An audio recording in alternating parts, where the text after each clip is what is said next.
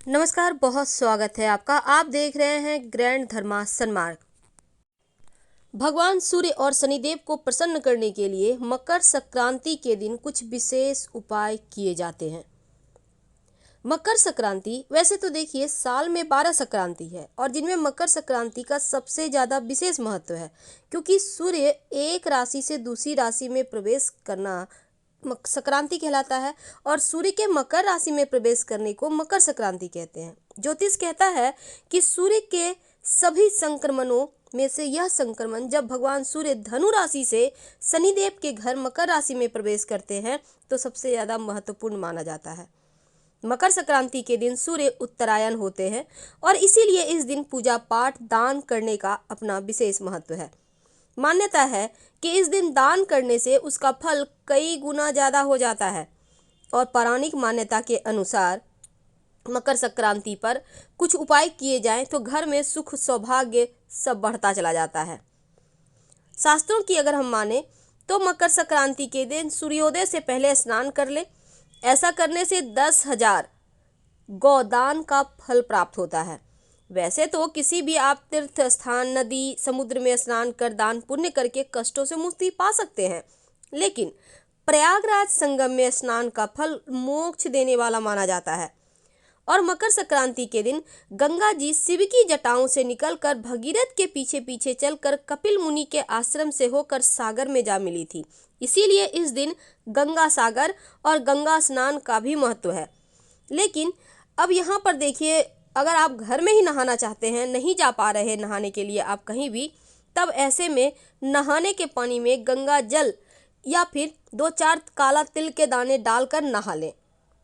इसके बाद तांबे के लोटे में जल भरकर लाल पुष्प, लाल चंदन और काला तिल डालकर भगवान सूर्य का मंत्र जप करते हुए उन्हें अर्घ्य दें।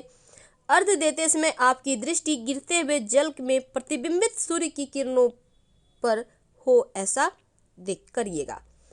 भविष्य पुराण के अनुसार सूर्य नारायण का पूजन करने वाला व्यक्ति प्रज्ञा, मेधा और सभी समृद्धियों से संपन्न होता हुआ चिरंजीवी होता है। यदि कोई व्यक्ति सूर्य की मानसिक आराधना भी करे तो समस्त व्याधियों से मुक्त होकर सुखपूर्वक जीवन व्यतीत करता है। और मकर संक्रांति के दिन सूर्य देव की पूजा जरूर करनी चाहिए। वैसे पद्म पुराण भी कहता है कि इस दिन उत्तरायण या दक्षिणायन आरंभ होने के दिन जो पुण्य कर्म किया जाता है, याद रखिए, जब सूर्य उत्तरायण होते हैं या फिर जब दक्षिणायन होते हैं वह अक्षय हो जाता है। इसीलिए इस समय तर्पण दान, देव पूजन अक्षय पुण्यदायी होता है। अगर आप ऊनी कपड़े, कंबल, तिल, गुड़ से बने व्यंजन, खिचड़ी का दान करें तो सूर्य नारायण और शनिदेव दोनों की ही कृपा प्राप्त होती है। 14 चीज़ों का दान करने का महत्व है। संभव हो तो किसी भी मंदिर या फिर गरीब लोगों में 14 चीज़ों का दान जरूर कीजिएगा। वैसे पुराणों में ये भी कहा गया है कि मकर संक्रांति के दिन सूर्यदेव धनु राशि से निकल कर मकर राशि में प्रवेश करते हैं और मकर राशि के स्वामी शनिदेव हैं। अब सूर्यदेव के पुत्र होते हुए भी अपने पिता से बैर रखते हैं शनिदेव, इसलिए शनिदेव के घर में सूर्य की उपस्थित होने पर शनि उन्हें कष्ट ना दे, इसीलिए तिल का दान और सेवन कर मकर संक्रांति में किया जाता है। तो किसी न किसी रूप में मकर संक्रांति के दिन काला तिल और गुड़ से बने खाद्य पदार्थों का सेवन जरूर करें ताकि भगवान सूर्य और शनिदेव दोनों की ही कृपा बरसती रहे। इस दिन कुछ विशेष प्रयोग किए जाते हैं धन लाभ के लिए। अभी तक हमने जितने प्रयोग बताए वो आम दिनों में यानी कि आम लोगों में आराम से किए जाने वाला प्रयोग है, लेकिन अब जो प्रयोग बताएंगे वो खास है। जब भगवान सूर्य मकर संक्रांति पर उत्तरायण होते हैं तो देवताओं का दिन प्रारंभ होता है और मकर संक्रांति के दिन सूर्यदेव अपने पुत्र शनिदेव से मिलने उनके घर जाते हैं। तो जब सूर्यदेव माना जाता है कि जब वो अपने पुत्र से मिलने गए थे और लगभग 1 महीने तक वहाँ पर रहते हैं, तो पौराणिक कथा ये भी कहता है कि पहली बार शनिदेव से मिलने उनके घर आए तो उन्होंने अपने पिता का स्वागत काले तिल से किया था और इससे भगवान सूर्य प्रसन्न होकर उन्हें आशीर्वाद दिए थे और उनका घर धन धान्य से भर गया। तो इस वजह से मकर संक्रांति पर सूर्यदेव की पूजा में काला तिल का प्रयोग जरूर किया जाता है और काला तिल शनिदेव को अति प्रिय है।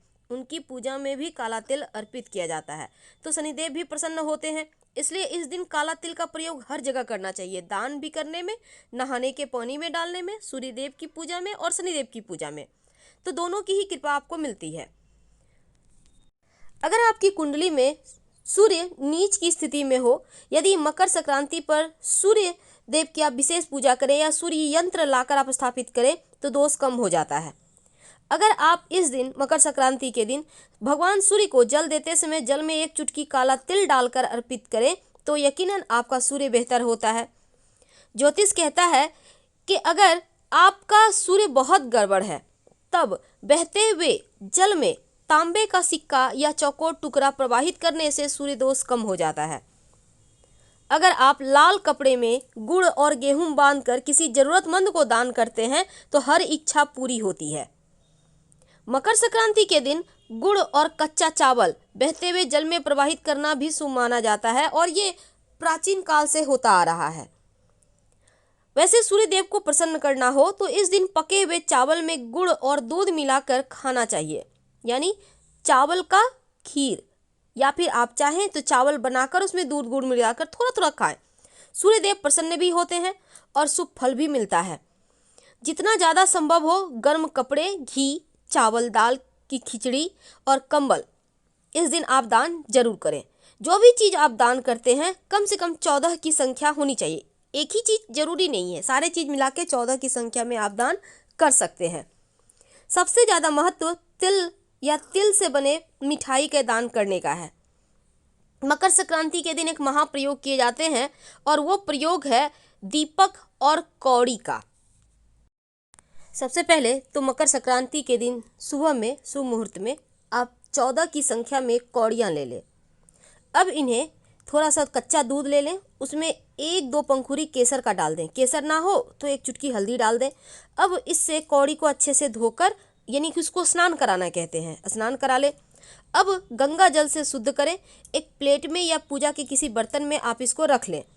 माँ लक्ष्मी के सामने 2 दिया जलाएं, एक घी का और दूसरा तिल के तेल का। अगर तिल का तेल ना हो तो सरसों के तेल का दीपक में 2-4 दाने तिल का डालकर जला दें। तिल के तेल का दिया बाएं तरफ रखिए और घी का दाहिने तरफ। अब इसके बाद ओम संक्रांत्याय नमः 14 बार मंत्र पढ़कर इसको सिद्ध कर लीजिए, ये सिद्ध हो जाएगा। इसके बाद सूर्य की जो संक्रांति की पूजा आप करते हैं वो भी कर लें और दान की सामग्री का आप अच्छे से सब कुछ करके आप कर लें। ठीक 12 बजे इन कौड़ियों को भगवान के पास से, लक्ष्मी जी के पास से उठा लें और उन्हें अलग अलग शुद्ध और बरकत के स्थान पर रखिए। जैसे कि एक अपने पर्स में रख लें, अलमारी में रख लें, एक पूजा स्थान पर रख लें, अपने किचन में छुपा कर रख दें।